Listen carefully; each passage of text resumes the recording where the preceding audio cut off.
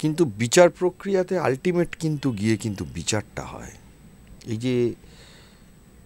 যে ধরনের কাজ মুখ্যমন্ত্রী মমতা বন্দ্যোপাধ্যায় করছেন, উনিই করছেন, ওনা ছাড়া বাকিদের ব্যাপারে বলে কোনো বলা উচিতও না, কারোরই এখানে কিছু করার নেই। আমার দুঃখের বিষয় যেটা লাগবে ভবিষ্যতে, অনেকে তো আমাদেরকে এখন বলছেন যে আপনাদের জন্য চাকরি চলে গেল, আপনারা কেন বললেন। আমি আগে থেকেই বলে রাখছি, অনেক মানুষ আরও বিপদে পড়া বাকি আছে, এটুকু বলতে পারি। দেখুন না, আইনজীবীরা উস্কানি দিচ্ছে, রাজ্য সরকার কেন জেনুইনদের লিস্টটা আজও বার করেনি তার উত্তরটা দিতে পারবে? সুপ্রিম কোর্টে যখন মামলা চলছিল, আমি একটা সংবাদ মাধ্যমে বলছিলাম, আপনাদেরও বলেছি, কতজন জেনুইন সেটা কে বলবে? সিবিআই বলবে? মাধ্যমিক পরীক্ষা যে বোর্ড নেয় সেই বোর্ড সার্টিফিকেট না দিয়ে বাইরের দেশের বোর্ড আর বাইরের কোনো সংস্থা সার্টিফিকেট দেবে? এখন যেসব মানুষরা বলছেন বা যারা এই শিক্ষকদের মধ্যে যারা এই প্রশ্নগুলো তুলছেন, তারা হয় কিছু বোঝেন না। দেখুন, একটা মূর্খ লোক যদি বলে মেনে নেওয়া যায়, তিনি কিছু জানেন না আইনটা। কিন্তু একজন উচ্চশিক্ষিত লোক এই কথাটা যদি বলেন, আপনি কি বলবেন? উচ্চশিক্ষিত মানুষ, তার এটা বোঝা উচিত যে ভাই, আপনি যে সংস্থায় পরীক্ষা দিয়ে চাকরি পেয়েছেন সেই সংস্থাকে বলতে হবে যে আপনি জেনুইন। আপনি নিজেও তো কি ডিগ্রি, উচ্চতর ডিগ্রি আছে আমি সেই প্রশ্নে যাচ্ছি না, মাধ্যমিক পরীক্ষা তো দিয়েছেন। তা আমি বললে হবে যে আপনি পাস? আপনি বললে হবে? বলবে কি? আপনি যে সংস্থা থেকে পাস করেছেন সেই সংস্থাকে বলতে হবে। সেই সংস্থাই যদি ঘুমিয়ে থাকে আর তার সঙ্গে যারা ছাত্রছাত্রী তারাও যদি ঘুমিয়ে থাকে, তাহলে তো কোনো কিছুই হবে না। আদালতের কাছে গিয়ে সাবমিশন হচ্ছে হলো যে আমরা বলতেই পারবো না কতজন জেনুইন কতজন টেন্টেড রাজ্য সরকারের তরফ থেকে। কোন কোর্ট এটা প্যানেলটাকে বাঁচিয়ে রাখবে? একটা দেখুন, ময়দানে দাঁড়িয়ে আমি বক্তৃতা করছি, ব্রিগেড প্যারেড গ্রাউন্ডে যা পারলাম তাই বলে দিলাম, রাস্তায় নেমে যা খুশি বলে দিলাম, এটা হয়। কিন্তু আদালতে যখন একটা বিচার প্রক্রিয়া, একটা বিচার ব্যবস্থার মধ্যে জিনিসটা আছে, সেখানে তো আইনের জায়গাটা, লজিক্যাল জায়গাটা তো আসতে হবে। সেখানে তো সেন্টিমেন্ট বললে চলবে না যে এই লোকটা তো আমি জীবনে কোনো অপরাধ করিনি, আমায় কেন, এগুলো মানে ভেগ কথাবার্তা। সার্ভিস জুরিস্প্রুডেন্সের সাথে এর কোনো সম্পর্ক নেই, এটা ক্রিমিনাল জুরিস্প্রুডেন্সের থিওরি। তাও ক্রিমিনাল জুরিস্প্রুডেন্সের থিওরি হলে তাও সেটা কিন্তু আদালতে আইন এবং প্রমাণ এই দুটোর সাপেক্ষের বেসিসে।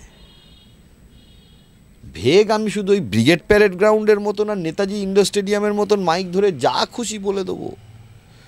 আমি এখন মিডিয়ায় বলছি, এখন ব্রিগেড প্যারেড গ্রাউন্ডে গিয়ে আমি জনগণের সামনে যা খুশি বলে দেবো। কালকে আমি যদি এখন আপনাকে বলি যে আমি বলে দিলাম, আমি গলার মধ্যে সার্টিফিকেট ঝুলিয়ে বেরিয়ে পড়লাম যে সবাই জেনুইন, 26,000, তো 26,000 জেনুইন হয়ে গেল। এই কথাগুলো যে ভুল ন্যারেটিভ মানুষের মধ্যে ছড়িয়ে দেওয়া হচ্ছে। দেখুন, আজকে মানুষ বুঝতে পারছেন না, অনেকেই বুঝতে পারছেন না, আগামী 5 বছর পর ওনাদের আর কিছু থাকবে না, আর বুঝেও কিছু তখন হবে না। 2016 প্রাথমিকের যে নিয়োগ সেটা নিয়ে মামলা হয়েছে, এবং আজকে আমি দেখছিলাম যে 2022-এর যে নিয়োগ সেটাকে নিয়েও প্রাথমিকের সেটাকে নিয়েও মামলা হচ্ছে। মানে এইভাবে যদি একের পর এক মামলা হতে থাকে তাহলে তো শিক্ষা ব্যবস্থা বলে কিছুই থাকবে না, আলটিমেটলি যদি সবারই এই শিক্ষকদের চাকরি চলে যায়। দেখুন, আমি আপনাকে একটা কথা বলি, এমনভাবে একটা শিক্ষক প্রক্রিয়া হবে কেন যেখানে আইনজীবীদের সাজেশন দিতে হয় মামলা করুন? ব্যাংকের পরীক্ষা তো হচ্ছে, ইন্ডিয়ান ব্যাংকিং পার্সোনাল সিলেকশন হচ্ছে, ইউনিয়ন পাবলিক সার্ভিস কমিশন পরীক্ষা হচ্ছে তো। আমি আরও 2-3টে পরীক্ষার সংস্থা, সেখানে তো মামলা হচ্ছে না। ইন্ডিয়ান রেলওয়েজ, আগে বেশ কিছু মামলা হয়েছিল আমি মানলাম, তাদের এখানে মামলা কতগুলো হচ্ছে। আমাদের কাছে তো শুধু এসএসসি আর প্রাইমারির মামলা আসছে তা নয়, আমরা মামলা আসলে আমরা দেখে বলে দিই না মামলা করে লাভ নেই, আপনার মেরিট নেই, এটা আমরা বলি। তাহলে মামলাগুলো শুধুমাত্র এই জায়গাতে কেন হচ্ছে, এটা তো একটা প্রশ্ন হবে। আপনি তো আরও সারা ভারতবর্ষের ইয়েতে আছে ইউনিয়ন পাবলিক সার্ভিস কমিশন, এটা তো সারা ভারতবর্ষের 150 কোটি জনগণ affected union public service commission. এই পশ্চিমবাংলার মতন মামলা হচ্ছে, মানে একদম একটা নোটিফিকেশন মানে আপনার ধরুন 5,000 মামলা হয়ে গেল। তা আমি একা মামলা করছি তা নয়, এ তো মানে প্রচুর আইনজীবী, হয়তো হ্যাঁ আমার মামলাটা আগে হচ্ছে বা আমার কাছে কিছু এক্সট্রা অ্যাডিশনাল ডকুমেন্ট আছে, সেই ডকুমেন্টগুলো আমি কোর্টকে দেখাচ্ছি, সেটা হতে পারে। একটা নোটিফিকেশান পশ্চিমবাংলায় জারি হওয়া মানে, সরকারি চাকরির নোটিফিকেশান জারি হওয়া মানে এক ধাক্কায় 1,000 মামলা হয়ে যাবে। যদি এই 1,000 মামলার মধ্যে কোনো বেসিসই কিছু না থাকতো, বা যদি এই যে ধরুন এই যে নতুন নোটিফিকেশান জারি করেছে 16 আর 25কে এক করে দিয়ে, এটা তো মুখ্যমন্ত্রী মমতা বন্দ্যোপাধ্যায় ইচ্ছাকৃতভাবে করে। কেন দুটো নোটিফিকেশান করলে কী অসুবিধা ছিল?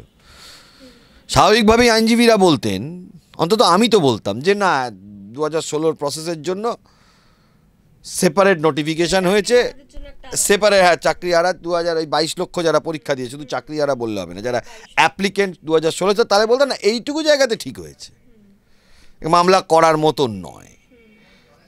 আপনি এখন সবটাই রাজনীতি দিয়ে দেখবেন তা তো হতে পারে না।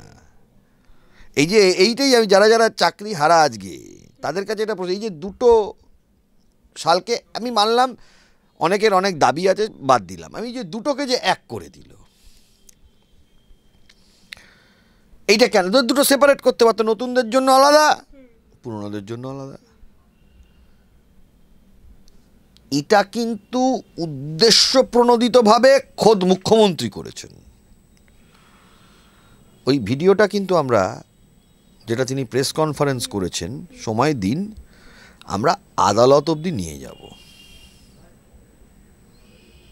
আমরা আদালত অবধি নিয়ে যাব। মামলা তো হয়েছে, আলটিমেটলি কি পরীক্ষা অবধি যাবে, গড়াবে? দেখুন কি হয়। কিন্তু এটুকু বলতে পারি, আমার প্রেডিকশান মিলিয়ে নেবেন, এই যে ভয়ঙ্কর 26,000-এর পরিস্থিতি, এর থেকে আরও 10 গুণ ভয়ঙ্কর পরিস্থিতির দিকে চলে যাবে পশ্চিমবাংলা। আরও কিছুটা সময় গড়াতে দিন, গরমের ছুটি সুপ্রিম কোর্টটা খুলুক, জুলাই মাসের 15 তারিখ অবধি, জুন মাসের না, সেটাও মুখ্যমন্ত্রী ভুল বলেছেন। খারাপ হতে খারাপ অলরেডি হয়ে গিয়েছে। দেখুন পশ্চিমবাংলার পরিস্থিতির যে জায়গায় এসে পৌঁছেছে, আমার শুধু দুঃখের বিষয় এটা থাকবে যে কিছু জেনুইন ছেলে মেয়ে, তাদের জীবন এবং ভবিষ্যৎ, এটা কি শুধু শিক্ষার ক্ষেত্রে, মানে শিক্ষা ব্যবস্থার ক্ষেত্রে বলছেন নাকি সমস্ত ক্ষেত্রে? সমস্ত ক্ষেত্রে, সমস্ত ক্ষেত্রে, সমস্ত ক্ষেত্রে, সমস্ত স্ফিয়ারে। পাবলিক সার্ভিস কমিশন আসছে, মামলা এখনো শেষ হয়নি।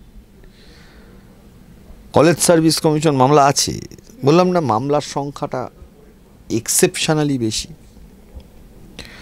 মামলার সংখ্যা বেশি দিয়ে আপনাকে একটা জিনিস বুঝতে হবে, এস্টিমেট, মানুষের অভিযোগ প্রচুর। 22 লক্ষ পরীক্ষার্থী হলে 22 লক্ষ পরীক্ষার্থী মামলা করে না, কিন্তু 22 লক্ষ পরীক্ষার্থীর মধ্যে যদি 10,000 পরীক্ষার্থী মামলা করে, বুঝতে হবে এর এফেক্ট কিন্তু 22 লক্ষেরও বেশি। আর সবাই খরচা করতে পারে না, পয়সা নেই, অনেকে হ্যাপা নিতে পারে না, অনেকে মামলা শুনলে টেনশন করে। প্রচুর মানুষ আছে মামলা শুনলেই টেনশন হয় তাদের, তারা খেতে না পেলে টেনশন হবে না, কিন্তু মামলা শুনলে টেনশন হয়। অনেক মানুষ আছে, আমি নিজের চোখে দেখেছি। আবার কিছু মানুষ আছে মামলাটা করতে পারেন বা জানেন, তাদের আইন কানুন সম্বন্ধে তাদের জ্ঞানগম্যি আছে, জানেন, বোঝেন। আমার যেটা ধারণা, এবং মিলিয়ে নেবেন এটা, যে এর থেকেও আরও ভয়ঙ্কর পরিস্থিতির দিকে চলে যাবে।